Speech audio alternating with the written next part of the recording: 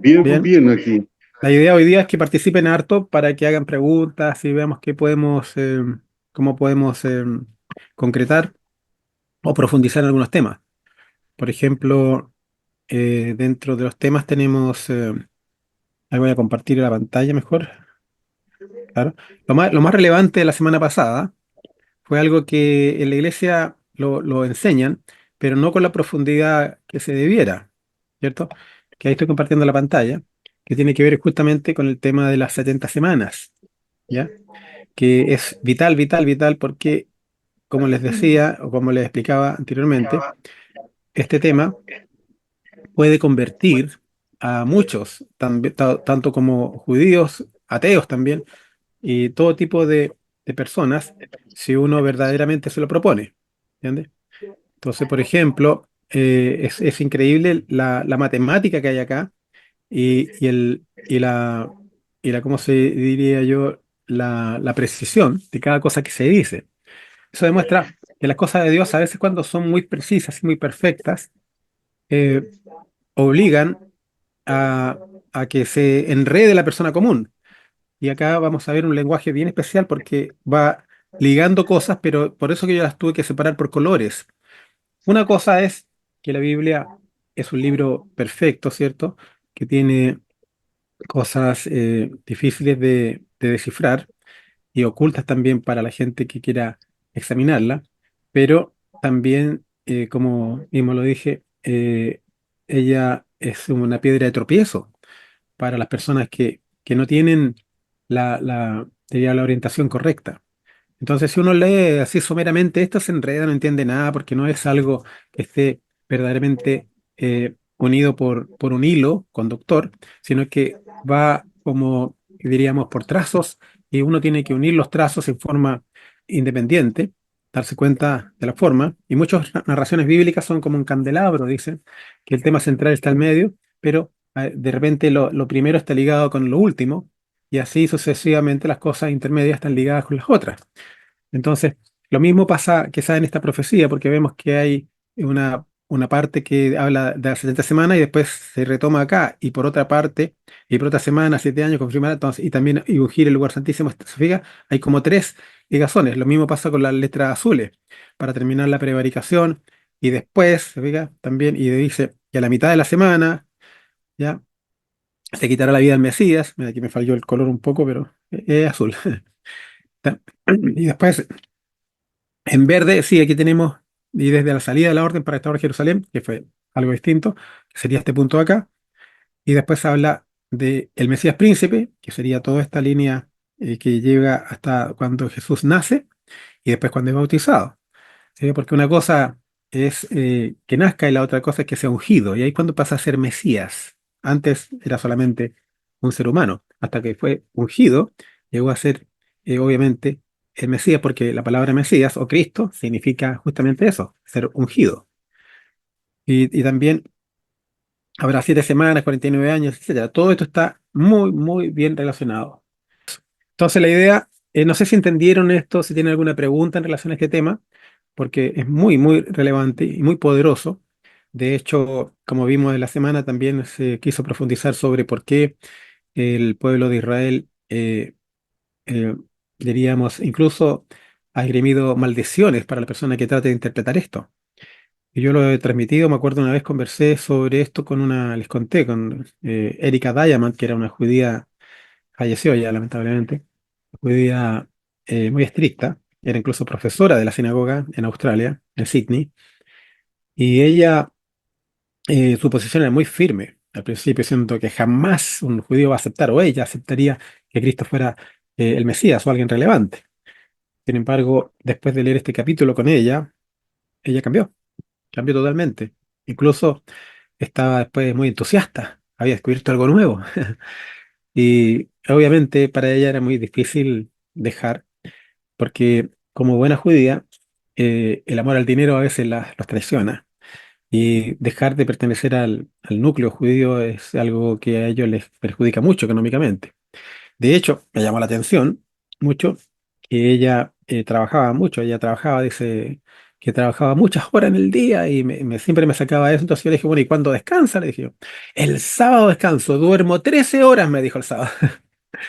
Entonces yo recordé un texto que leí en el Espíritu y Profecía, que decía que hay personas que le roban horas al sábado. Claro, trabajan tan duro la semana que después del sábado lo pasan descansando y durmiendo, cuando el sábado no debe ser para eso. No dice, no, es el sábado es para descansar. Sí, pero un descanso tonificante, un descanso de disfrute, ¿cierto? Un descanso de compartir con Dios, con la familia, con la naturaleza. De eso se refiere el descanso, de llamarlo delicia, no pasarlo durmiendo. Bueno, algunos lo disfrutan dormir, dormir, pero no es el objetivo del sábado. El sábado es para que se dedique a las cosas de Dios y a veces incluso algunos trabajan más que toda la semana el día sábado, especialmente las personas que tienen responsabilidad en la iglesia. Y incluso hay muchos laicos que trabajan el día sábado más que la semana y de alguna manera Dios les compensa. Bueno, eso es. Entonces, no sé si hay alguna pregunta en relación a este tema, porque verdaderamente es poderoso el tema. Esta es la esencia también de un adventista. El adventista que no domine esto le va a costar mucho justificar la diferenciación que tiene la iglesia adventista con otras denominaciones cristianas. Entonces, por eso es que hay que aprenderlo. Eh, Dígame. Jorge, yo tengo una amiga ahí en Puchuncaví que es descendiente de judíos ¿Ya? y tienes razón tú en lo que dices, porque cuando le hablé de la iglesia y de Jesús, los epítetos con los que se refirió a él me dejó mirando para atrás. La verdad es que es así. Ellos, por ejemplo, hace poco vi una entrevista, yo lo sabía esto, pero vi una entrevista donde una persona hablando en hebreo, muy bien, entrevista a religiosos judíos de distintas corrientes. Uno incluso tenían las leyes puestas aquí en la frente, como dice, como estipula la regla judía en el Antiguo Testamento, que tenían que atarse las leyes en los ojos, digamos, el frontal, en la frente, delante de los ojos. Entonces, y le pregunta a él, ¿por qué escupen a los cristianos?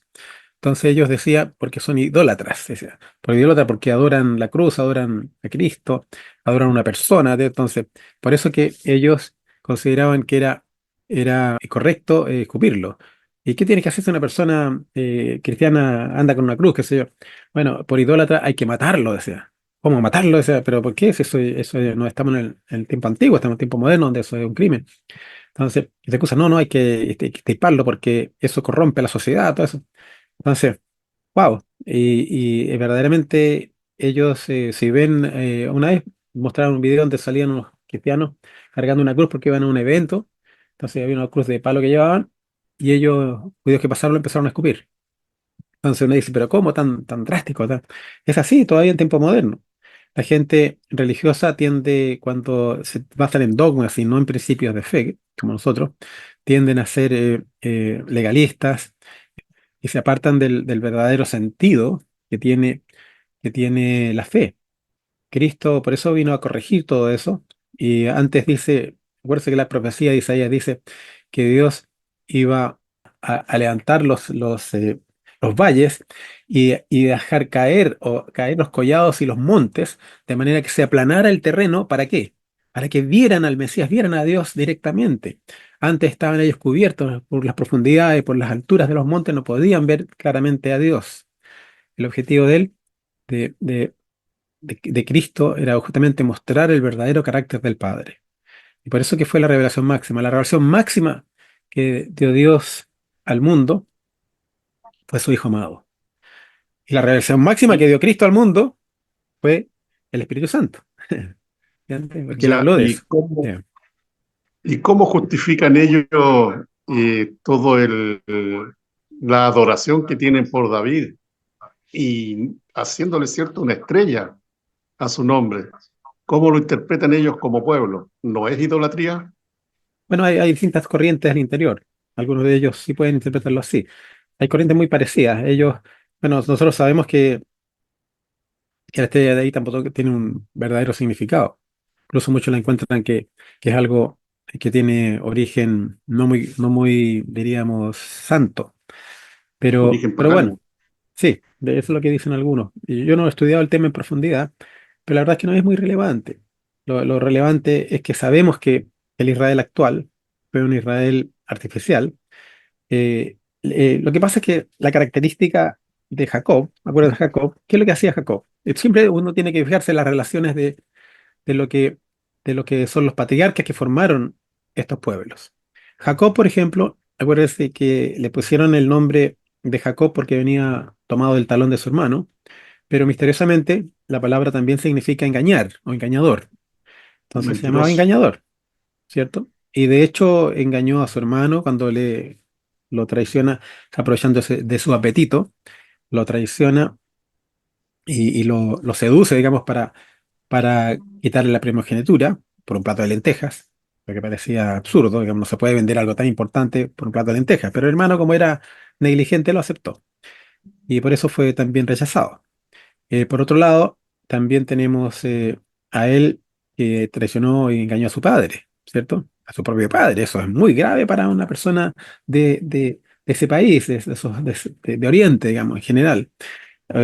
Deshonrar a alguien mayor es algo muy grave, considerado muy grave. Por eso que los judíos o los Eso, árabes, digamos, rechazan al pueblo judío por muchas de esas razones. También, no tan solo eso, sino que después cuando él se va, ¿cierto? Se tuvo que arrancar porque su hermano quería matarlo. Ahí empieza él a darse cuenta lo que es el engaño, porque a él lo engañaron varias veces, le cambiaron varias veces el salario, pero Dios lo apoyó y le dio. Y él creía que era gracias a la brujería que hacía él, porque en realidad hacía brujería. Él le ponía unas varas ahí, las cortaba, decía ahora para que vieran las. Él creía que las ovejas al mirar algo que digamos con rayas iban a salir las ovejas con distintos marcado. manchones marcadas. Si la miraban, Todavía hay gente que lo cree, ¿no? claro, si las varas estaban lisas, entonces y Dios tuvo que mostrarle en sueños de que eso no era así, ¿cierto? De que no, que Dios estaba detrás planeando, sabiendo lo que este otro hombre iba a elegir, el Señor planeaba que saliera, que se le diera lo contrario a lo que la persona le hacía la trampa. Entonces, y después también él se da cuenta que en realidad él había luchado con Dios todo el tiempo, pero no a favor de Dios. Había luchado en contra de Dios tratando de cumplir la voluntad de Dios. Es decir, la lucha es con Dios y contra Dios también. Por eso que le cambia el nombre de Israel, que se dice que lucha con Dios, pero lucha con él, ¿cierto? Tratando de hacer su obra, pero lucha contra él también, lo hacen haciéndolo a su manera. ¿Te fijas? Lo mismo que pasó con el pueblo de Israel, que rechazó a Cristo, que sabiendo ellos que hay profecías que indicaban que se va a restaurar el pueblo de Israel para volver a esa tierra, pero sabemos nosotros que eso va a ser en el tiempo después de la segunda venida de Cristo. Pero ellos creyendo que no, que se tiene que cumplir con ello, entonces hicieron todo una trama, ¿cierto? Y manejaron de tal manera los medios de comunicación, de tal manera a las autoridades, se toman el control del Banco Central, como la familia Rothschild, y Rothschild dice él haber forjado el pueblo de Israel, creado él. Tengo el video donde él lo dice, nosotros creamos el pueblo de Israel, ¿entiendes? Y lo crearon, ¿cómo? Haciendo grandes migraciones de personas para allá, y los palestinos lo aceptaron abiertamente, claro, que vengan para acá porque son considerados primos hermanos de nosotros los cristianos, porque era la mayoría cristiana en esa zona y de repente todos se tomaron el poder por la fuerza y los sacaron a todos, ¿entiendes? Y los desplazaron a la fuerza. Que les quitaban, ustedes pueden ver a Mirko Pellet, que es un judío hijo de un general que participa en la guerra de los 6 días. Y él revela todo y dice cómo sucedió, ¿cierto? Y dice que en realidad estos llegaban, echaban a la familia de sus casas, y siendo cristiano inclusive, y los sacaban de sus casas y ponían ahí una familia judía de Rumania, por decirlo, y los metían a la fuerza y los sacaban a punta de metralleta, digamos. Y las personas salían con las llaves en la mano pensando, bueno, vamos a volver luego si es nuestra casa. Y han pasado 70 años y no han podido volver a sus casas. Y los otros llegaban ahí, dice, y todavía dice, estaba la tetera caliente, o sea, recién habían echado a la familia de ese lugar. Entonces, y le quitaron todas sus posesiones, se fueron con lo opuesto. Entonces, eso es totalmente en contra de cualquier cosa que hablemos de derechos humanos, pero ellos no consideran que son pueblos paganos y que hay que hacer lo mismo que Dios le ordenó hacer cuando llegaron a Canaán. Entonces, y para ellos los cristianos somos también paganos, ¿entiendes? ¿Por qué? Porque somos idólatras, porque adoramos a Cristo, que es un ser humano, etcétera, y no es el Mesías. Entonces, es muy difícil trazar con ellos cuando están tan dogmatizados. Entonces, lo único que uno puede hacer es llevarlos a estudiar esta profecía, que es la más importante dentro de todo el cristianismo y todo el judaísmo, porque habla directamente del Mesías, incluso lo menciona por nombre ahí, diciendo, él se quitará la vida al Mesías, mas no por sí, como pueden leer. Entonces, eso es lo relevante y eso es lo que tenemos nosotros que verdaderamente deberíamos tratar de estudiar en profundidad para saber desplegarlo y enseñarlo, porque no hay duda acá. De hecho, cuando yo le pregunté, "Ay, ¿a quién se refiere esta profecía?", es evidentemente al Mesías, no cabe duda, me dijo. Y ahí cuando le hablé del arca del pacto, el descubrimiento, la sangre y todo eso, ¡guau! Dijo, ahí le empezó a calzar a ella todo porque conocía a ella la Torá, conocía la Tanakh y enseñaba incluso en la sinagoga, esta mujer. Entonces, de esa forma nosotros podemos también descubrir que hay argumentos muy sólidos para nosotros, eh, digamos, tratar de convertir a un judío, pero lamentablemente, como les dije, la tendencia eh, genética y de muchos años de ser engañadores le va a ser muy difícil. Después viene Judá, ¿cierto? Uno de los hijos de Jacob, y Judá también era especial. Se apartó, ¿cierto?, de la familia después de del suceso también que, que vivió con su hermano, que cuando lo venden, y sus hijos mueren. Primero uno porque era malo, ¿cierto? El otro muere porque también se rompía, tenía que alentarle descendencia a su hermano y no lo hacía, ¿cierto? Pero disfrutaba a la mujer de su hermano, pero dice la Biblia que vertía afuera, dice, para no justamente levantarle descendencia a su hermano. Después, entonces Dios también lo mata. Y después de ella queda embarazada y él no quiere cumplir con darle el hijo menor para que la despose o levante descendencia a su hermano. Entonces ella hace ese juego de, de disfrazarse de prostituta y él ahí va y se mete con ella, ¿cierto? Entonces también demuestra que él era con tendencias sexuales, diríamos, un poco pervertidas. Entonces, y una característica también del pueblo judío. La parte sexual es muy difícil para ellos gobernarla. ¿Entiendes?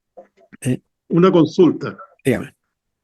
La pelea que tuvo Jacob con Dios, Eh, ¿podría ser paralela o semejante a la que tuvo Pablo persiguiendo al pueblo de Dios, creyendo que estaba con Dios?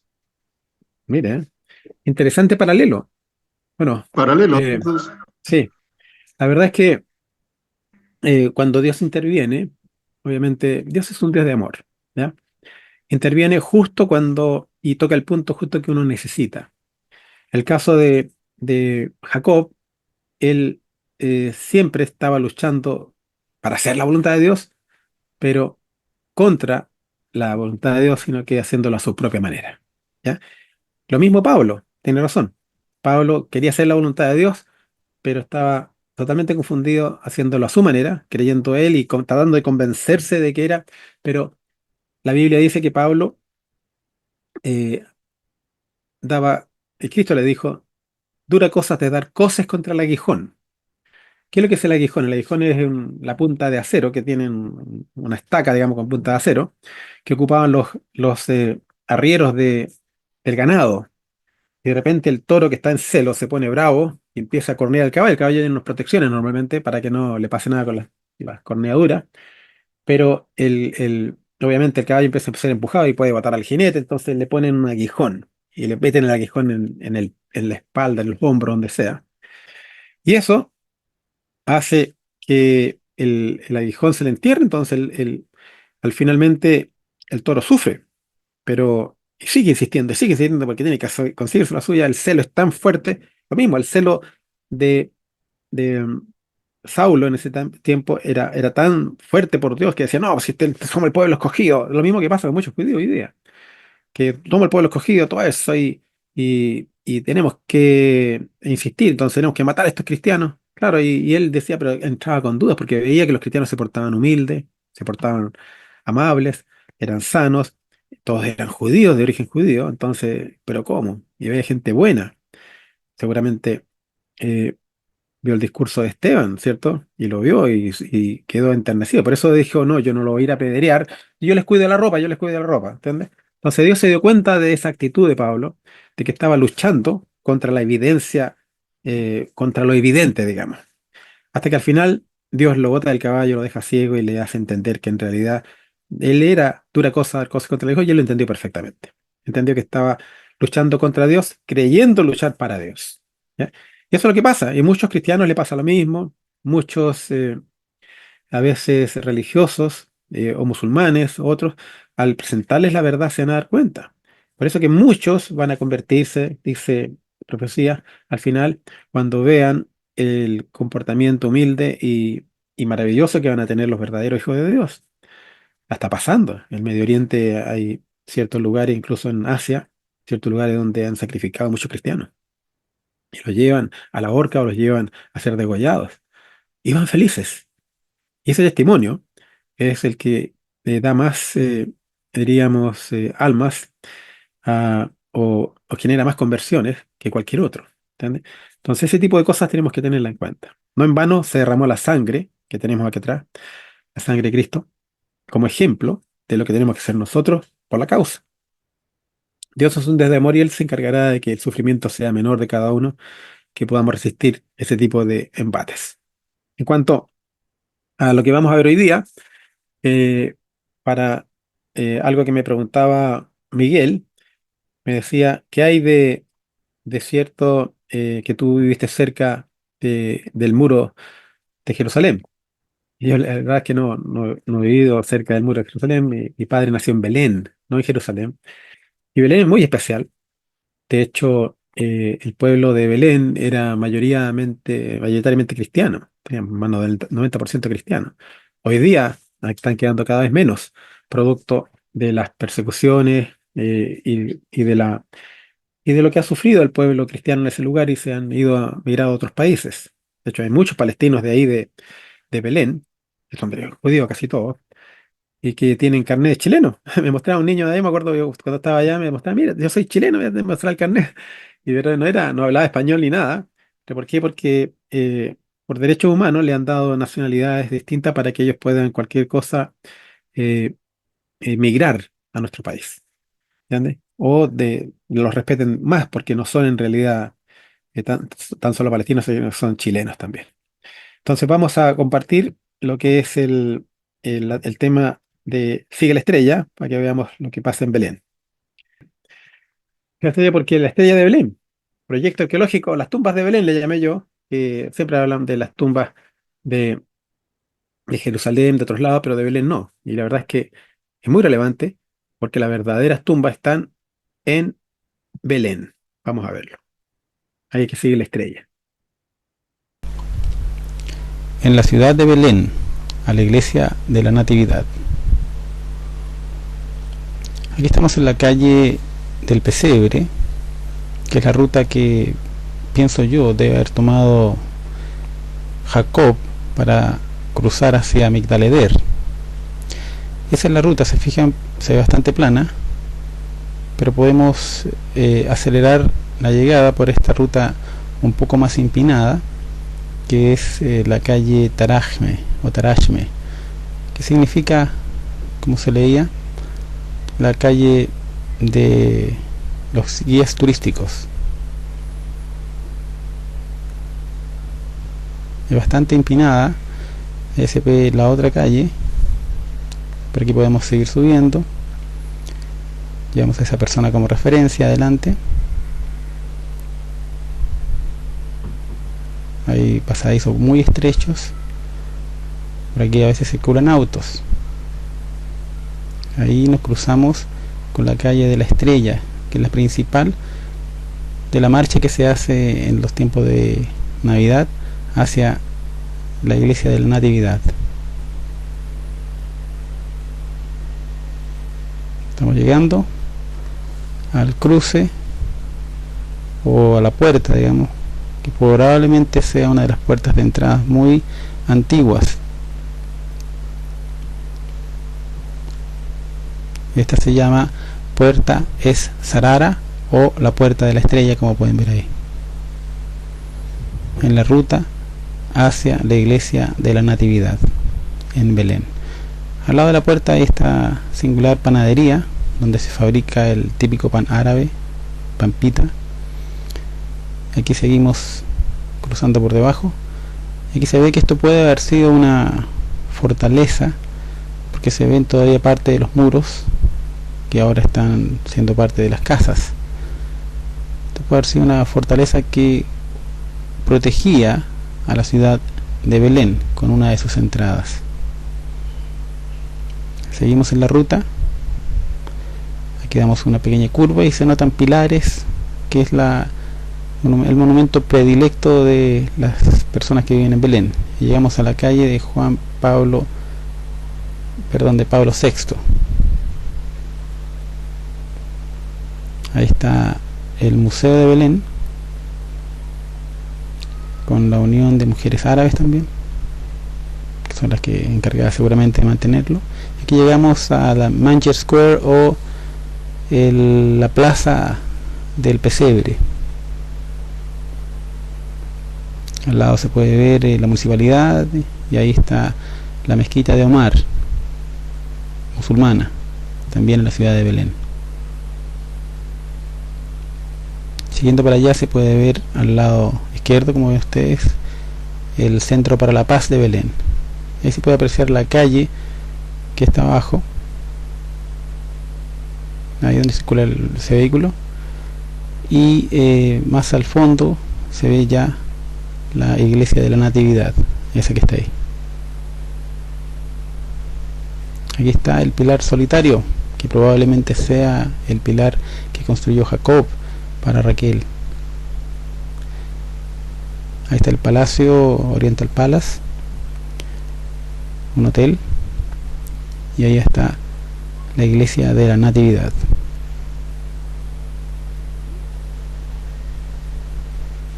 A los lados la iglesia armenia. Aquí vamos acercándonos a la iglesia de la Natividad. Se ven algunos pilares ahí botados en el suelo, puestos ahí intencionalmente como reliquias, y ese que me llamó mucho la atención, porque parece ser la otra parte de ese pilar solitario que fue quebrado a principios de 1900. Ahí está, pilar bastante singular, muy parecido a los que construyó Salomón en el cruce del Mar Rojo, pudiendo ser este el candidato predilecto por ser un pilar que estaba solitario y posteriormente quebrado, el que tiene la forma y consistencia muy parecida al pilar de Raquel. Aquí vamos a entrar a la iglesia de la Natividad por la vía de la parte franciscana. Estamos metiéndonos en la parte ortodoxa, donde está el lugar, el acceso al pesebre. Fíjense que hay que bajar a un subterráneo, porque los pesebres o los establos donde estaban las ovejas, los bueyes, normalmente eran debajo de las casas. Aquí uno se baja al interior y llegamos al lugar del pesebre. Justo ahí habían estas dos niñas chilenas ahí, que posteriormente me hice amigo de ellas. Ahí está el lugar del pesebre en Belén.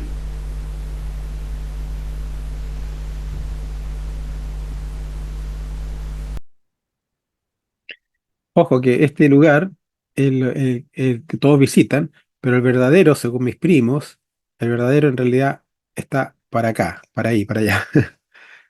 Así que siempre hay como distractores para, obviamente, que no se contamine o la gente visite el lugar que creen que es. Chilena, Palestina, digamos. Entonces ahí tenemos el textos bíblicos que nos van a orientar, porque nosotros vamos a ir en busca de las tumbas de Belén. ¿Ya? Una de ellas, la principal, es la tumba de Raquel. Vamos a ver cómo podemos identificar, de acuerdo con la Biblia, y si Dios nos pudiera dar la revelación de dónde está. En Ruth dice, en 4:1 dice, Boaz, bisabuelo de David, subió a la puerta de la ciudad de Belén y se sentó allí. O sea, había que subir a la puerta. La puerta estaba en alto. Interesante, un dato importante. En Ruth 4:11, todos los del pueblo que estaban presentes en la puerta de Belén con los ancianos dijeron, wow, entonces tiene que ser una puerta grande, porque había mucha gente sentada a la puerta. ¿Ya? En 2 Samuel dice, entonces David sintió un vivo deseo y dijo, ¿quién me diera de beber agua del pozo de Belén que está junto a la puerta? ¡Wow! Tenemos un pozo que está junto a la puerta en alto y con la puerta grande donde se sientan muchos a conversar, ¿cierto? Y administrar de quiénes entraban o no a la tumba, perdón, a Belén.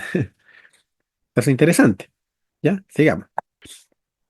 ¿Y qué haces? 5.2 dice, pero tú, oh Belén Efrata, aunque eres pequeña, wow, una ciudad pequeña, otro dato importante, entre la familia de Judá, de ti me saldrá el que será el gobernante de Israel. Y eso es súper importante, porque Belén, Israel, teniendo todo el poder para tomar posesión de Belén, lo dejó para los cristianos. Lo dejó para el pueblo cristiano, a pesar de que hoy día ya hay menos minoría cristiana ahí. ¿Pero por qué? ¿Por qué lo dejaron siendo que tienen por profecía clara de que el Mesías vendría del el principal gobernante de Israel, ¿cierto? Entonces, la razón está clara porque ellos ya saben que el Mesías vino, ¿entiendes? Las autoridades por lo menos, los religiosos no.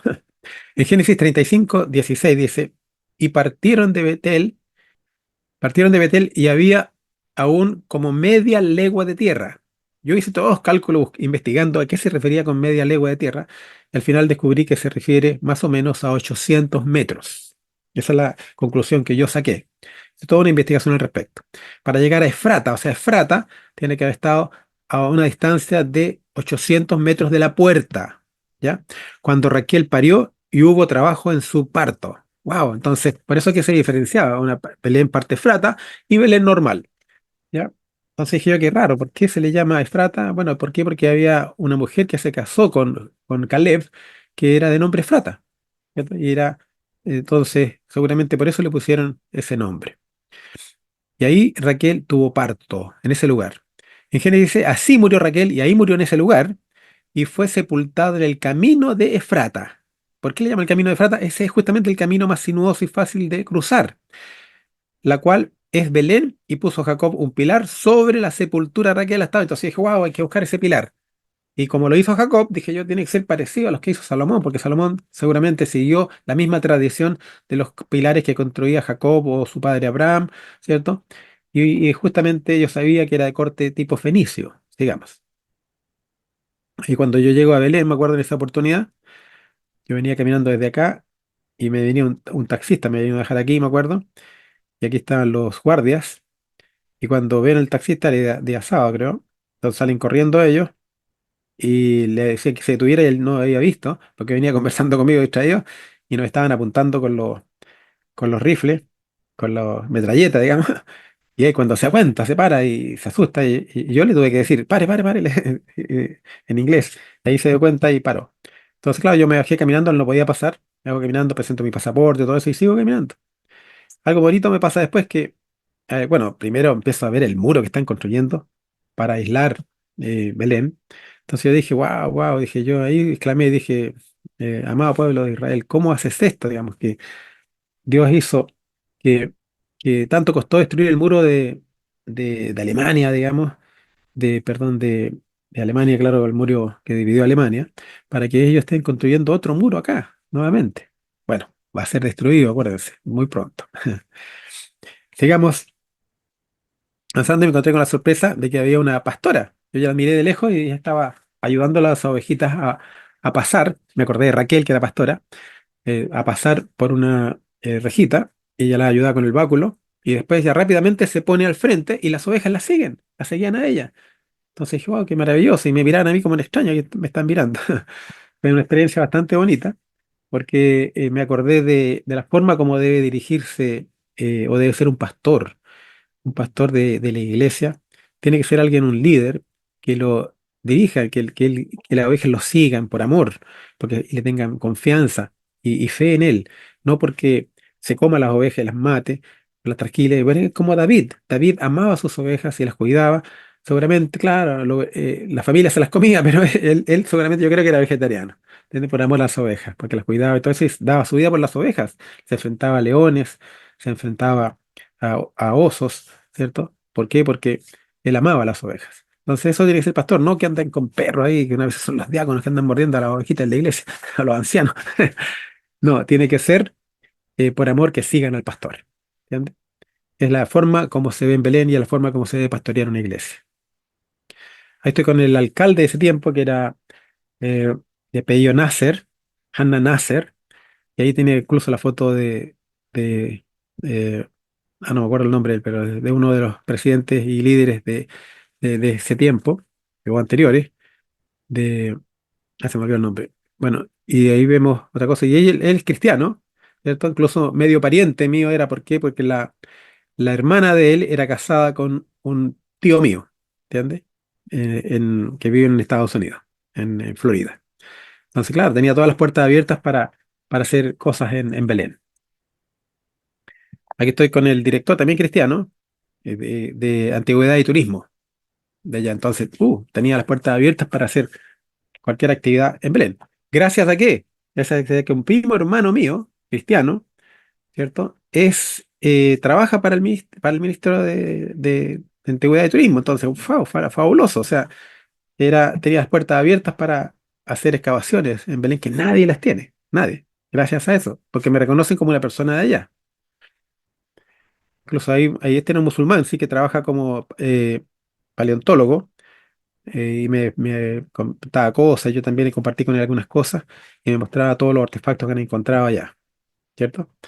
Aquí tenemos a otro cristiano eh, que también dirige, aquí es un primo mío, que es Nabil, con su esposa, me encontré con la sorpresa que son protestantes, son cristianos protestantes, no hay iglesias adventistas ahí, pero son protestantes y llevan el cristianismo muy parecido al nuestro, porque allá son muy conservadores. Aquí me metí a la iglesia, perdón, a la mezquita también de Omar y tuve que sacarme los zapatos, y entrar allá y participar con ellos. Y me llevaron al salón especial para preguntarme cosas y me preguntaban muy repetidamente si yo no era judío. Yo le decía, no, no, si yo soy cristiano, le decía, y soy pariente acá del alcalde y todo, para que me respetaran. Ya, ya, y me respetaron. Y después también en la municipalidad, que hay un ingeniero de la municipalidad con el cual compartí y me dio los planos de Belén, que a mí me importaba para hacer estudios sobre dónde estaba la parte más alta y poder encontrar y basarme en los estudios. Este es el símbolo de Belén, como David se defendía tirando piedras, ¿cierto? De los gigantes. En Belén también se defienden así todavía, tirando piedras, pero ahora el gigante no es Goliat de los filisteos, sino que es al revés. Es un Goliat distinto, que es lo que vemos ahí con armas, con tanques así, mire, fíjate cómo dejaron esta piedra de piedra y la dejaron totalmente destrozada con los tanques. Y así, la experiencia de ellos ha sido muy terrible porque vivieron la invasión y después, si ellos protestan de alguna forma, aunque sea tirando piedras, los castigan muy duramente. Ahí vemos que incluso se metieron a la municipalidad, rompieron los barrotes y se metieron al interior y robaron los computadores. Todos los judíos pensando que habían encontrado actividad terrorista, no encontraron nada. Aquí no hay, esta es la ciudad de la paz. ¿Entiendes? Ese de cómo pisaron aquí un poste y no les importa nada porque le tienen verdaderamente odio a los cristianos y odio a todo lo que sea no sea judío. ¿Entiendes? Lamentablemente. De hecho, hablando acuérdense de Judá, Judá era muy, muy especial porque cuando descubre que su nuera estaba embarazada, manda inmediatamente que la quemaran, que la mataran y la quemaran, ¿entiendes? Por adúltera. Entonces también demuestra que tiende a ser muy drástico. Y para más, él se mezcló cuando iba a heredar la tierra de Canaán. A Simeón y a Leví no le correspondía herencia. Entonces Judá le dice a Simeón, hereda conmigo. Entonces se mezcló con Simeón y Simeón resulta ser que era uno de los hijos más bárbaros. Fue el que quería matar a José. Quería matarlo inmediatamente.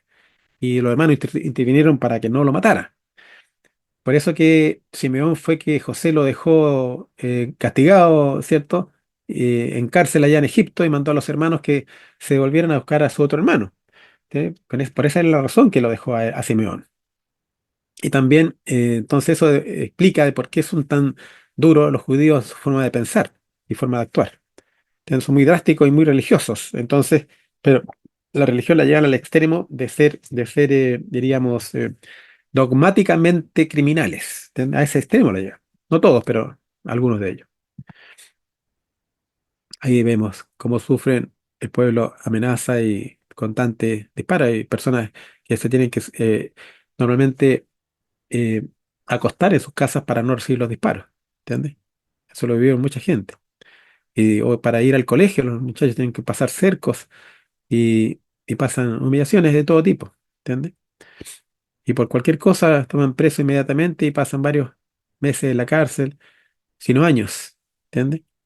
Por protestar, por responder en forma, eh, diríamos, imprudente según ellos, etcétera. Bueno, si nos apartamos un poco ahí, pero digamos distintos lugares importantes. Está el Centro para la Paz, que está al lado también donde estaba la cárcel antes. Hay monumentos especiales que uno no lo puede entender, pero está cerca, muy cerca de la Fuente de David y de la puerta principal, que está en la altura. Ahí estamos en el pesebre. Aquí estamos en la iglesia de la Virgen, se le llama, que misteriosamente tiene como un yeso pegado en la parte superior, esta cueva, un yeso natural. Y dicen que la leyenda, hay muchas leyendas que sabemos que no se han escrito en ninguna parte, pero todos los días tiene que haber vivido algo mágico, algo maravilloso en la vida de Cristo. Dicen que la Virgen María vivió varias experiencias, me las contó una tía, ¿ya? Contó varias experiencias que ella vivió, porque ellos se transmite en forma oral. Y aquí fue una de ellas. Dice que cuando ella tenía que darle pecho al niño, entró a ese lugar y al sacar el pecho para darle de mamar, salta leche, dice. Y al saltar la leche, cae en el piso y inmediatamente el piso y toda esa cueva se puso blanca. Ahora queda poco blanco porque muchos le han sacado pedazos para llevarlo a sus iglesias y está repartido en reliquias por todo el mundo. Muchos lo quieren tener en sus casas y eso, entonces tuvieron que de alguna manera proteger esta parte para que no la sigan sacando. Pero así es.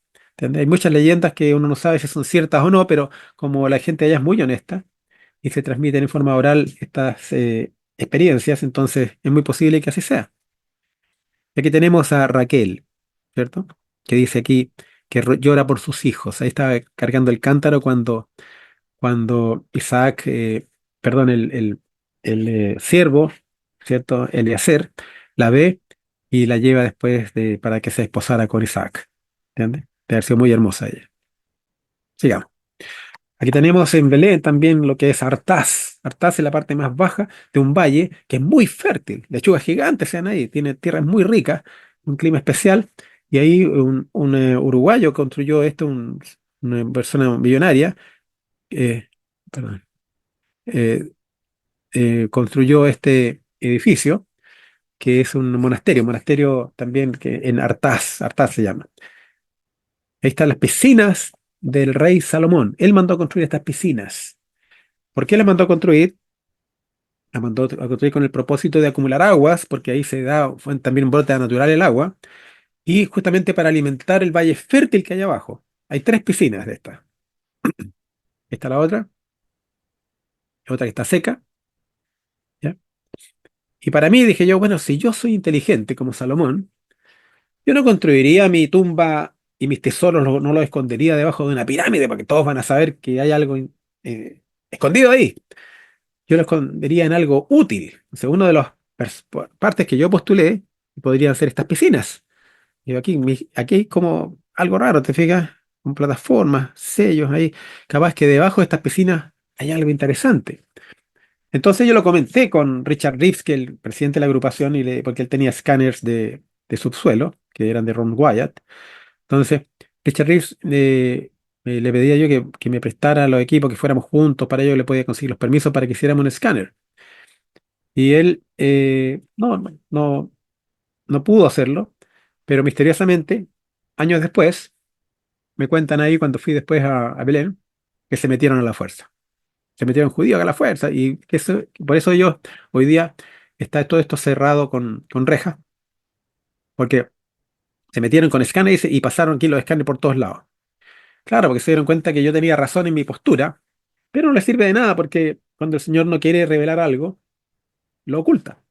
Y lo oculta en forma, él domina la electrónica, como me pasa misteriosamente en la cueva, en la cantera del rey Salomón. donde está la entrada al túnel que nos lleva al Arca del Pacto, pero misteriosamente todos ven una puerta, ven, perdón, una pared de rocas. Y ahí también vemos la otra piscina. Y esa, mira, esta es la plataforma que se ve acá. Interesante. Ya, pero al final esto parece que también lo hicieron como un depósito de agua para que no se evaporara. Pero entonces, ¿y por qué? Porque aquí incluso Herodes mandó a proteger estas piscinas y las reforzó. Por eso que tiene todos estos muros, estas cosas como reforzamiento. Que aquí como lavan agua era muy importante para ellos porque aquí incluso llevaban agua de aquí a Jerusalén. Porque era muy limpia y linda y rica esta agua. Ahí van, miren.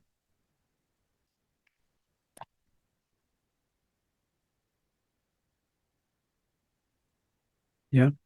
Y aquí está las fuentes de David. Son 5 salidas que tiene esta fuente, donde sacan. Y cuando llegué a ese lugar, me acuerdo, estaba un señor que administraba ahí que se llama Yusef Sara, que me dice él, ahí están varias de las salidas, ¿te fijas? Hay más, pero las otras las sacaron, las dejaron las reliquias como para la muestra. Y aquí sale un agua muy sabrosa. De hecho, cuando yo llego allá, el guía turístico que yo había contratado me lleva y le dice a Yusef Sara que yo soy vengo de Chile a ver cómo quería conocer este lugar. Entonces, él me dice, claro, quería probar el agua, incluso me da a probar, pero estaba muy asoleada como ven ahí, la manguera, entonces tenía sabor a manguera. O sea, no me gustó mucho, pero la verdad es que es muy sabrosa esa agua. Es decir, uno no para de tomarla porque es muy rica. Entonces, a ver, ahora entendí por qué David añoraba tomar esta agua. Además que es muy limpia, muy pura. Entonces, todo eso se junta, digamos, y por eso que él gustaba de esta agua. ¿Entiendes? Incluso Joseph Sara me muestra y me dice, Jorge, mira, aquí me dice, hay una mosaicos bizantinos. Dije, wow, qué interesante, porque si hay mosaicos bizantinos, dije yo, es porque los cristianos primitivos reconocieron este lugar. Ahí por los años 300 al 600, reconocieron este lugar y construyeron justamente mosaicos. Y me dice, no tan solo esto, también hay unas tumbas. Interesante. Y fui a ver las tumbas. Ahí me está abriendo Joseph Sara el lugar. Bajé al lugar, ¿cierto? Y pude ver las tumbas que obviamente habían sido saqueadas, pero están los féretros de las personas bizantinas que murieron y fueron enterradas ahí. Entonces, cuando yo descubro esto, digo, wow, esto confirma 100% de que esta fuente es el lugar correcto. Lugar correcto donde estaba la puerta principal de Belén en altura.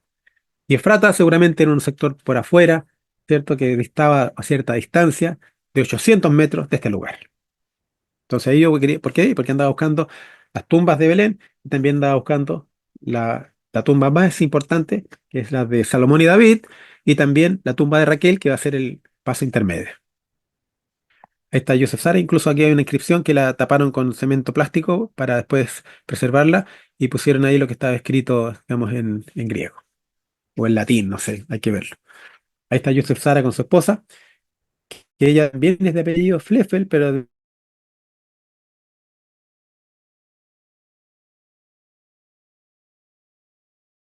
del otro hermano de los Fleffel de allá, que otra vez le pregunta al guía turístico de quién era yo. Entonces el guía turístico le dice, George Fleffel, le dice. George Fleffel dice. Entonces él me pregunta, ¿y cómo se llamaba tu papá? Y yo le digo, George Fleffel, le digo. ¿Y tu mamá? Me dice.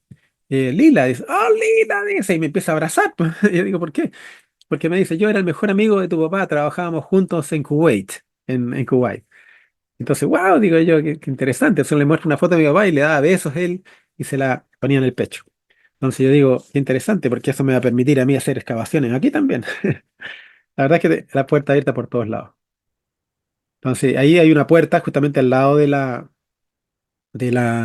fuente de David, donde está la fuente oficial de David, y seguramente la oficial porque está conservada.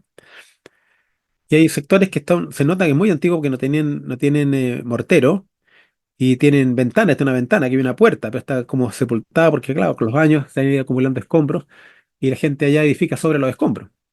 Y han construido calle, entonces, pero esto demuestra que son construcciones muy antiguas que hay ahí. Y aquí está la falsa tumba de Raquel, que está más a las afueras, hacia las afueras de Belén, y tiene todo un búnker construido por los judíos de ellos tomaron posesión de esto a la fuerza, para para ellos conservarla como tradición para su gente. ¿Ya? Ahí se ve el búnker, y para visitarla uno tiene que ir ahí y todo eso, pero la verdad es que está demostrado que es falsa. ¿Por qué? Porque hicieron excavaciones, no hay ninguna tumba debajo, y esto fue construido arbitrariamente por un musulmán para atraer turistas. Y fue construida por él, y él puso un pilar y todo eso lo hizo él nomás. No, no es algo real. Ahí está el búnker, ¿ya? Que queda con guardias militares, etcétera, torre y con... Pero todo esto obviamente fue construido con los financiamientos que daba la familia Rothschild a todos estos proyectos de invasión. Sin embargo, estoy con mi primo y de repente veo esta foto en la casa. Le pregunto a mi primo, ¿de dónde es esta foto? Y me dice, no sé, no sé, dice, no sé. Ahí se ve un pilar. Y dice que es el lugar de tránsito de las personas, donde iban pasando los, diríamos ellos, con sus caravanas. Y aquí paraban. Wow, dije yo. Y ahí está el pilar. ¿No será el pilar que hizo Jacob por cuando murió Raquel? Y que todavía está de pie aquí. Una foto muy antigua. ¿Entiendes? De haber sido de los principios de 1800. ¿Entiendes? Entonces, wow, dijo él, no sé, no sé dónde está ese pilar. Y yo me fijaba en esta construcción aquí de piedra, cierto que es como un cuadrado, y el pilar y mirando a Prado, ¿cierto? Dije, qué extraño. Dije, y dije, ¿dónde estará este pilar? Entonces me dijo, ¿sabes quién debe saber? Entonces yo estoy revisando ahí está el pilar, ¿ves?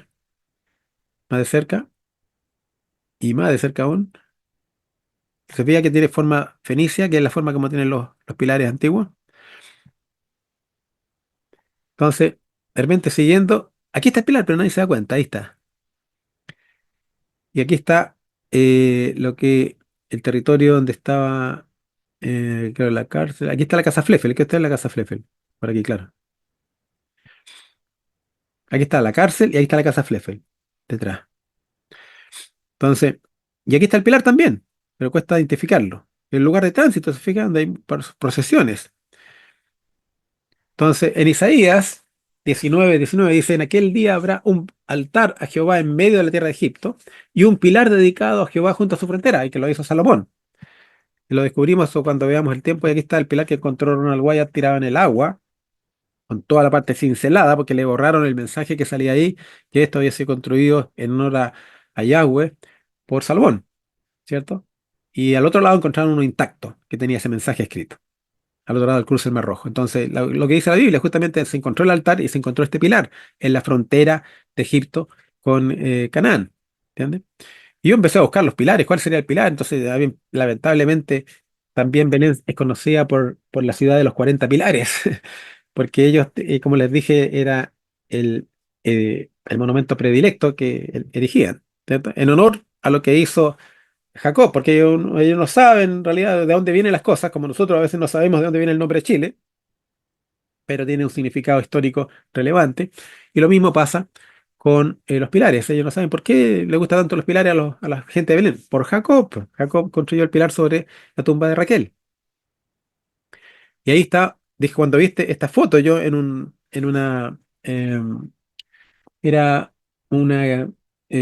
libro de guía turístico para Belén. Y vi esta foto, dije yo, wow, esta foto de un cuadro, dije yo, mira, que están subiendo a la puerta de Belén, que se parece mucho a la puerta que vimos en el video. Dije yo, wow, ¿dónde es este lugar? Y dije yo, ¿quién lo pintó este dibujo? Y salía ahí, ¿quién es George Samur? Le digo yo, ¿quién es George Samur que pintó este dibujo? Ah, George Samur fue el director de Antigüedad de Turismo que había aquí cuando estaba esto bajo el dominio de Israel, me dijo. Entonces, entonces me dijo, ¿y tú lo conoces? Sí, pues soy amigo mío, me dijo, podemos ir a verlo, vamos a verlo al tiro, me dijo mi primo. Le dije, llámalo por teléfono, dile si podemos ir. No, me dijo, vamos nomás. Pero ¿cómo? Le dije, llama por teléfono primero, le decía yo. No, me dijo, me miraba raro así. Vamos nomás, pues. Entonces yo dije, bueno, ya. Nunca pensé que eran tan hospitalarios ellos, porque nos recibieron allá con mucho cariño y me muestran otros cuadros donde se ve el pilar y un cementerio.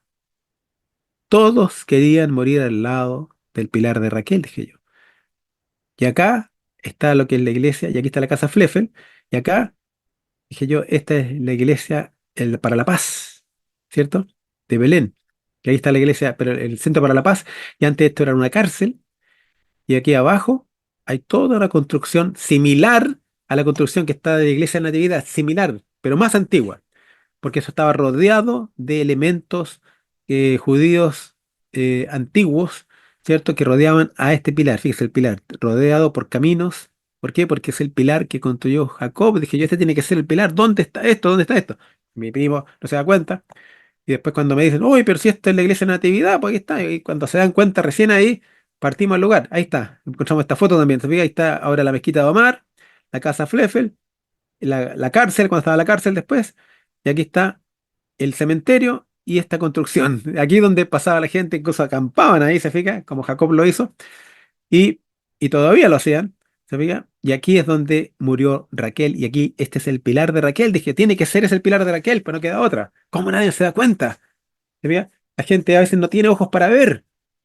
Entonces llegué, partí para allá y a buscar el pilar. Y claro, y ahí buscando el pilar no lo encontraba. Aquí está el Centro para la Paz de Belén. Dije yo, aquí tiene que estar el pilar por este sector, porque aquí está la construcción.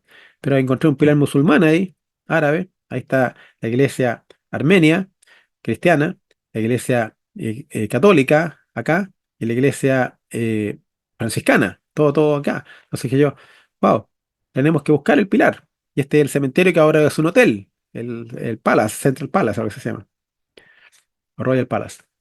Y wow, y aquí estaba el pilar. Al lado del pilar musulmán estaba este pilar. Y tenía al medio como unas cruces. Qué interesante. ¿Por qué una cruz al medio? Es que, claro, se quebró porque justamente hubieron tanques que subieron a este sector en el pasado de camiones. Alguien le pegó un choque aquí que lo quebró. ¿Y cómo lo quisieron? Porque era bien profundo, no pudieron sacarlo, lo quisieron sacarlo, lo pulieron. Y al pulirlo, apareció esta cruz. Qué raro. Esto demuestra que lo hizo Jacob. ¿Por qué? Porque Jacob, fíjese, esto está, aquí incluso está medio despegado. ¿Por qué? Porque ellos dominaban la técnica del shamir. ¿Qué es lo que era el shamir?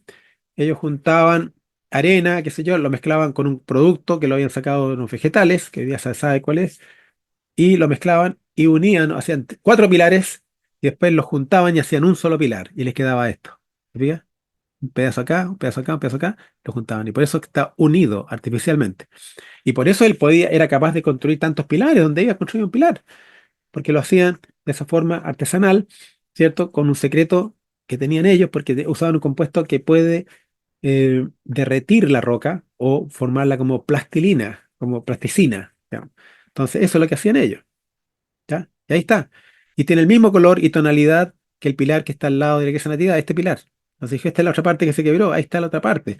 Este es el pilar muy de tipo fenicio y el mismo pilar que sale en las fotos. Este tiene que ser. Y entonces, ahí está mi primo de espalda y está el pilar. ¿Entiendes? El Jack Fleffel.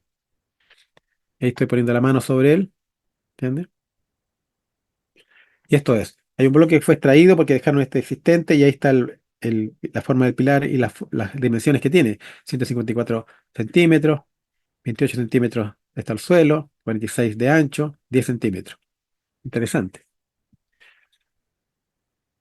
Y ahí está. Ahí empezaron a aparecer en varias fotos. Se ve aquí apareció una foto antigua, el sector con el pilar y el cementerio, ¿cierto? Que es un cementerio cristiano, de ortodoxo, de muy, muy antiguo. ¿Ya? Ahí está, ¿eh? Aquí también está el pilar, pero no se nota, ¿eh? Apenita se ve. Ahí está mirando desde la iglesia hacia la casa Fleffel, tío. ¿Ya? Ahí está el pilar, ¿lo ven? ¿Ahora lo ven? Ahí está. Interesante, que este es justamente el lugar de paso. Y cuando yo conté los pasos desde aquí hasta la puerta principal que está arriba, justamente fueron 800 metros de largo. Ahí está, miren, muchachos, apoyado en el pilar. ¿Ya? Y se perdió el significado del pilar con los años. No, para todos es evidente. ¿Sabe con quién hay que preguntar? Justamente con los pastores de ovejas, de ellos saben, pero nadie les pregunta. ¿Ya? Digamos, ahí está. Ahí está de nuevo la foto. ¿Ya? Ahí está. Ahí está, muy antigua esta también, cuando no estaba ni siquiera en la cárcel, ¿cierto? Hoy día es Centro para la Paz. Y ahí está el pilar. ¿Se ve? Y justamente que esta es la entrada, Por eso que él, en vez de seguir, él quería ir a Migdal Eder, que quedaba en este sector, ¿cierto? Para pastorear las ovejas. Entonces, ¿qué hacían ellos?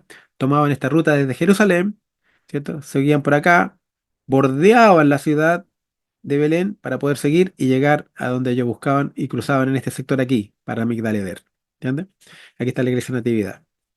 ¿Ya? Y de aquí a la puerta principal, que ellos no podían subir acá porque era muy empinado, entonces lo que hacían de aquí a la puerta principal, porque esto seguramente era Belén antiguo, había que caminar 800 metros.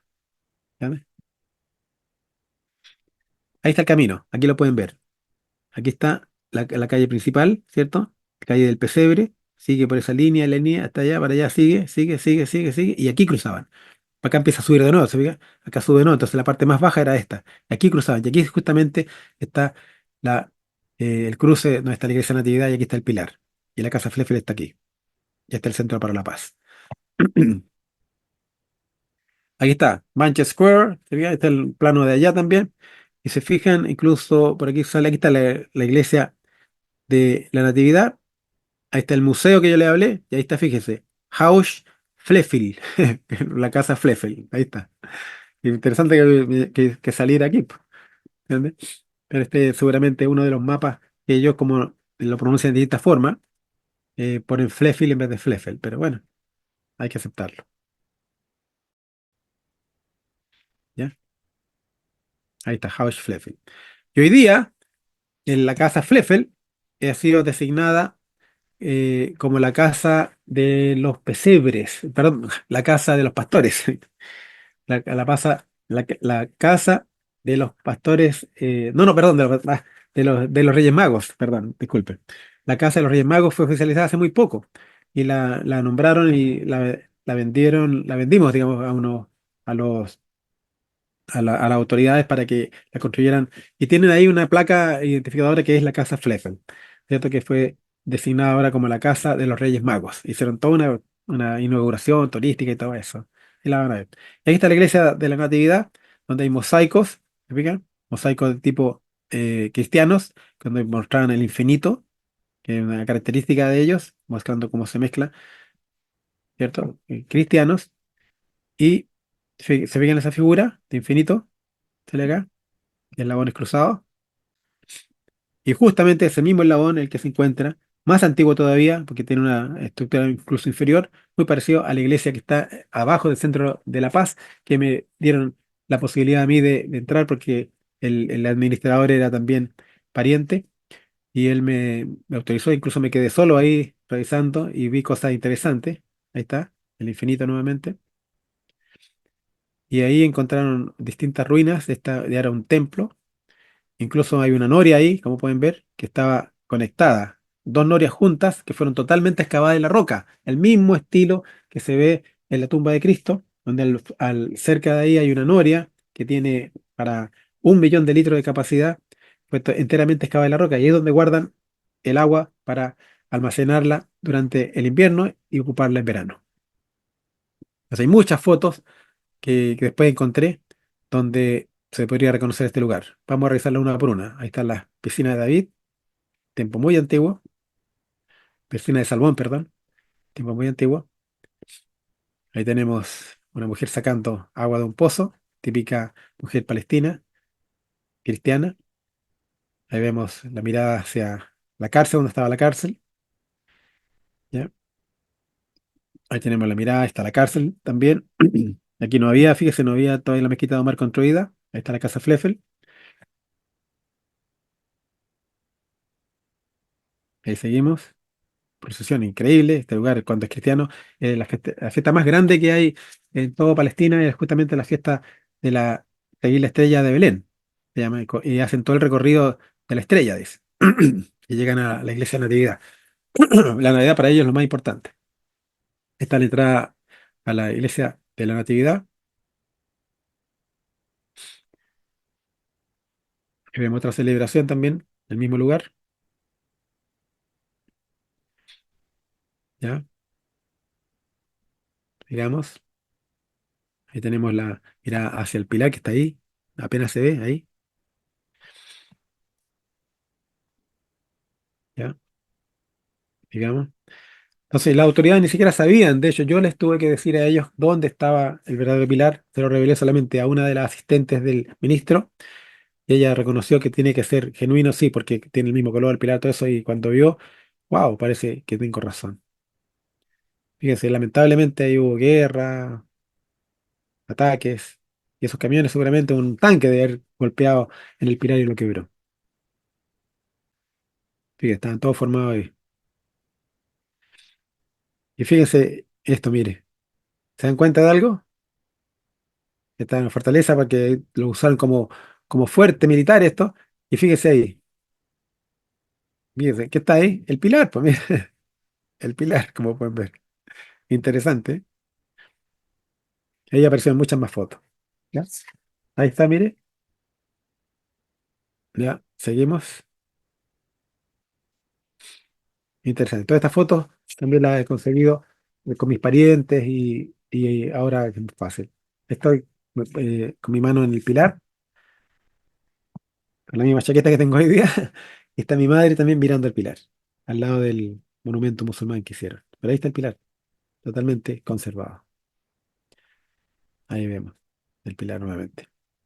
Entonces, veamos este video.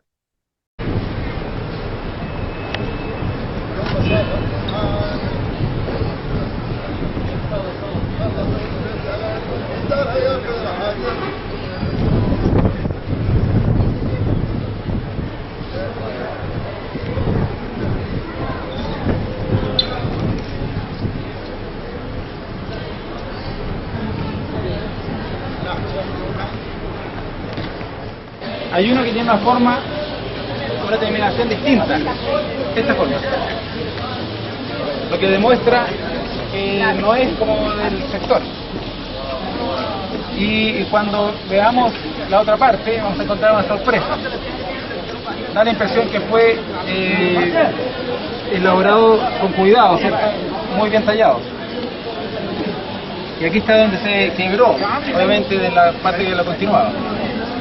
Tiene que ser un pilar también no muy grande, pensábamos, por el hecho de que Jacob hacía muchos pilares. Hizo uno en Betel, llegó a este sector y hizo otro para poner el lugar donde había muerto Raquel, su esposa, su segunda esposa. Una mujer muy grande. Puede ser, no sabemos todavía. ¿Y siempre estuvo ahí? Siempre. Siempre, están las fotos más antiguas, dibujos más antiguos, siempre ha estado como un centro de este lugar. De hecho hay dibujos del año 1400, por ahí, está el pilar todavía. Entonces lo más probable, y por la forma, es el mejor candidato, y por el sector, y por todo.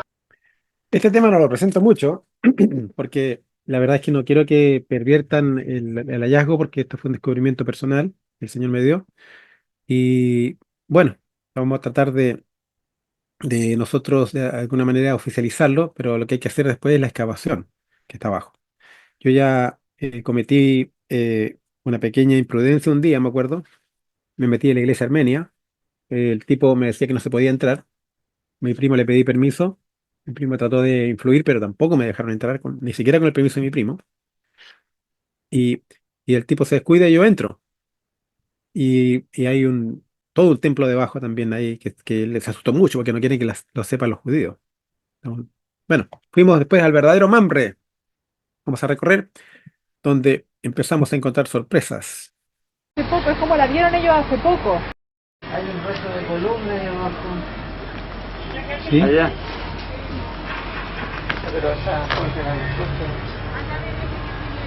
Pero por ahí se puede bajar, pero habría que tener una soga.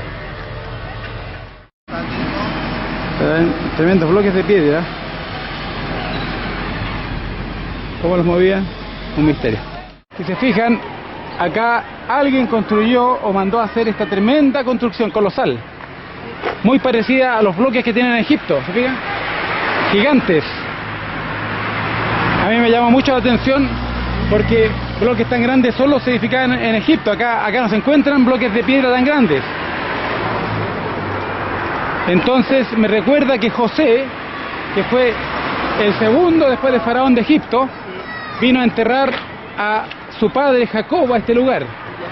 Hizo una gran procesión y quizás él ordenó que se hiciera esta construcción para proteger o conmemorar el lugar donde su padre fuera sepultado, Jacob. Y también se supone que aquí estaba el patriarca Abraham. Como se puede ver, aquí hay construcciones antiquísimas, como se puede apreciar acá abajo, y también al lado. Y se están excavando y se encuentran cuevas también y túneles.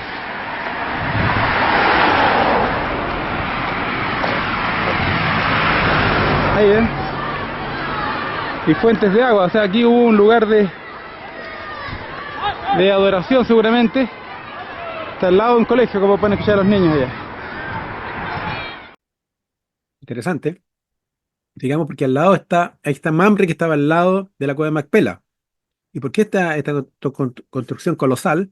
Porque de alguna manera, acuérdense que hubo una procesión gigante que hizo José junto con las autoridades egipcias, una procesión muy grande, y que sorprendió a toda la gente de los lugareños, y fueron, y para proteger el lugar, porque había que ir a un encinar, hicieron esta construcción. ¿Para qué? Para proteger la cueva de Macpela, que está al lado. Vamos a ver.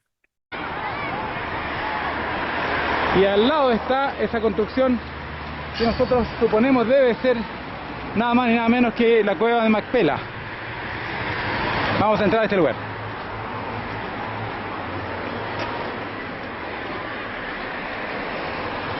Y califica muy bien porque está en un llano, en Hebrón, en un lugar que todavía se reconoce como Mamre, y está en alturas donde se podía apreciar desde aquí hacia las ciudades Sodoma y Gomorra cómo fueron destruidas, tal cual menciona o insinúan los textos bíblicos. Aquí está esta construcción gigantesca, ¿cierto?, que se supone está sobre la tumba de los patriarcas, que lamentablemente no vamos a poder entrar por ahora. Aquí nos vamos acercando a una especie de monumento muy antiguo, una construcción muy antigua que no tiene mortero, como pueden ver, no tiene cemento entre medio de las partes. Y después continuamos y ahí ya lo han protegido. Eso es reciente, eso no tenía mortero antes y lo protegieron para obviamente conservarlo. Pero al interior todavía les falta, no tiene esas partes. Y podemos ver también, ahí se ve que tiene mortero suficiente, ¿ve? Pero adentro no tiene, fíjate, la parte interior no tiene. Interesante porque esto demuestra que fue una construcción muy muy antigua. Algunos piensan que a lo mejor es una construcción bizantina. No, no lo es. Los escalones, si se fija, no son 7 escalones, sino que son 10 escalones en total. Si contamos el primer escalón, ese que está allá, ¿cierto? Segundo sería este, ¿cierto? Segundo, tercero, cuarto, quinto, sexto, séptimo, octavo, noveno y décimo. 10 escalones. Que es el estilo quizás patriarcal, antes de los bizantinos, sino que una construcción, diría yo, que me recuerda los 10 mandamientos. 1, 2, 3, 4, 5, 6, 7, 8, 9 y 10 nuevamente, donde se puede apreciar que el edificio entero fue construido piedra sobre piedra. Acá vemos un portal donde está piedra sobre piedra, muy bien colocadas en forma armónica. ¿Cómo lo construían esto? Es un misterio para muchos. Y acá tenemos de que sobre este techo hay una cúpula. Este techo está hecho, es una cúpula de piedra sobre piedra también, muy antigua. Hacerlo hoy en día esto costaría mucho. En esos años los tipos aparentemente tenían una habilidad especial para trabajar la piedra y además para construir este tipo de capillas, diríamos, conmemorativas.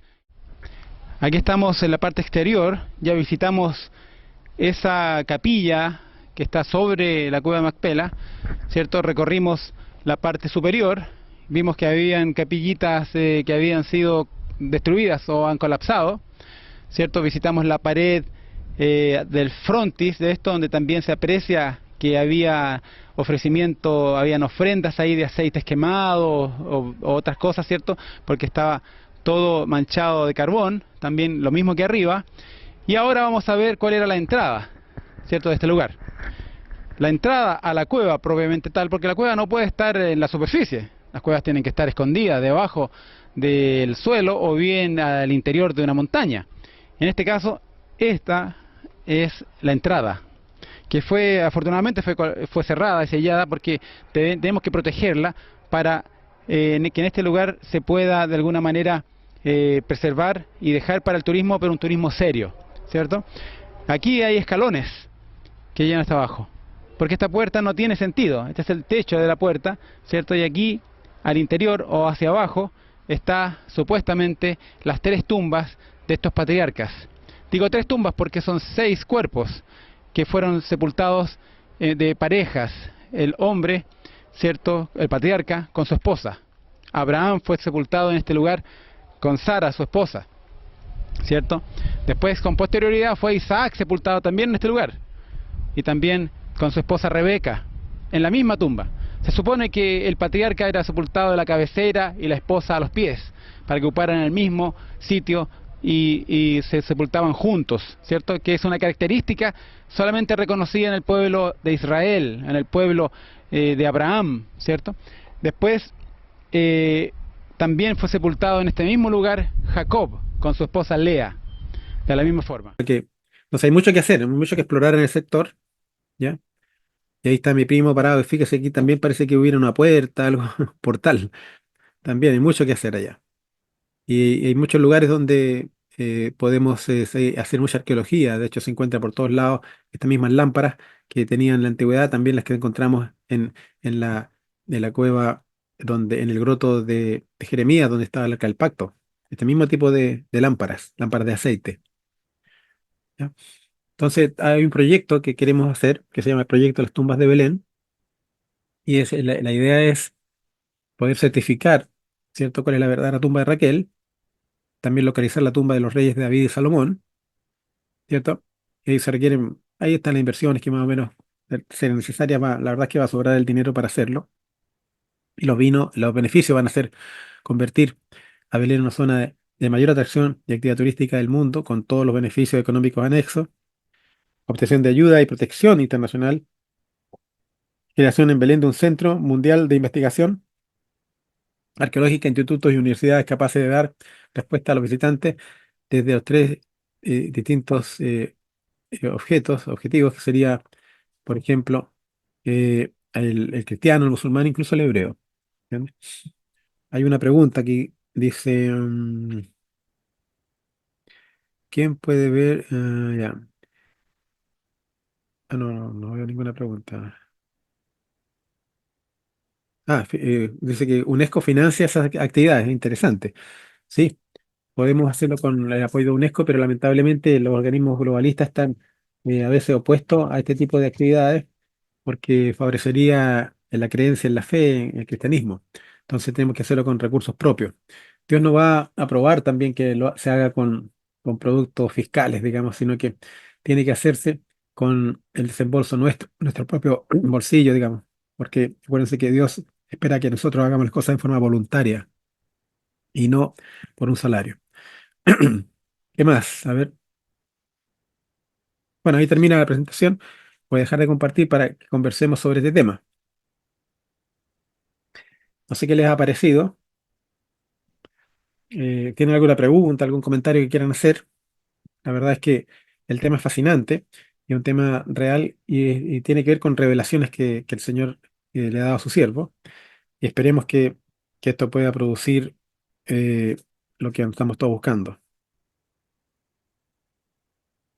Como dice aquí, dice Oscar, dice, las piedras ya están hablando y gritando. Claro que sí. Si estos callan, las piedras clamarán. Y así es como lo estamos viendo. Piedras, los pilares están gritando. Y también en varias partes, también el arca del pacto, como vimos, está escondida detrás de un muro de piedras, ¿cierto? Y también la excavación que hizo Salomón para lograr construir el templo tenía que ver con todo ese tipo de piedras, ¿entiendes? Porque ahí se sacan piedras muy lindas, muy hermosas de la cantera del rey Salomón, o la cantera del rey de Sedequías también se le llama, para construir justamente el templo y muchas de las obras que hay en el actual Jerusalén. No sé si hay alguna pregunta, algo que quisieran ustedes hacer. Lo maravilloso es que Dios nos ha dado, eh, es que tengamos nosotros acceso a esto. Ahí se cumple lo que dice Lucas 10:21, donde dice que eh, las cosas están ocultas al mundo en realidad, y Dios de alguna manera las revela a sus hijos. ¿Ya? Ok. Bueno, en realidad fue un tema distinto hoy día para no atrasarnos o no desviarnos del tema principal y puedan participar todos. No sabíamos que podíamos haber grabado todo esto con la ayuda de Oscar. Gracias, Oscar, por tu apoyo. Y podríamos hacer una oración. Entonces, yo voy a hacer la oración ya para terminar. Le damos gracias al Señor cerrando los ojos y pidiéndole que Él nos bendiga. Señor, te damos gracias por este sábado que comienza. Te pedimos tu compañía y bendición para eh, hacerlo y guiarnos de acuerdo con tu voluntad. Te damos gracias por la presentación y lo más importante, Señor, te agradecemos porque nos das herramientas para convertir a un pueblo difícil de convertir como es el pueblo judío, ateos, Señor, y también a los cristianos que se han descarriado. Te pido, Señor, que nos ayudes, Señor, a hacer tu obra, que nos apartes del mal y que sea este material una bendición para mucha gente. Te lo agradecemos todo, Señor, y por el privilegio de ser partícipe de este plan. En nombre de Jesús, amén.